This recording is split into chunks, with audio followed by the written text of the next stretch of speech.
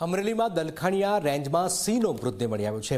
શંકાસ્પદ હાલતમાં જ સિંહનો મૃતદેહ મળતા સવાલ ઉઠ્યા છે। મૃતદેહ મળ્યાના કલાકો પછી રેન્જ આરએફઓ આવ્યા છે। વન વિભાગની ટીમે મૃતદેહનો કબજો પણ મેળવ્યો છે। મૃતદેહને પીએમ માટે એનિમલ કેર સેન્ટર ખસેડાયો છે। દલખાણીયા રેન્જમાં સિંહનો મૃતદેહ મળી રહ્યો છે। વારંવાર પ્રકારની ઘટનાઓ બની રહી છે।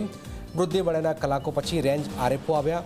જોઈ રહ્યા છો ઘટનાક્રમમાં વન વિભાગની ટીમે મૃતદેહનો કબજો પણ મેળવ્યો છે। કેતન અમારી સાથે જોડીશ। કેતન, કઈ રીતે મોત થયું છે, શું જાણકારી હાલમાં? બિલકુલ જનક, દલખાણીયા રેન્જમાં સિંહનો એક શંકાસ્પદ રીતે મૃતદેહ મળી આવ્યો છે।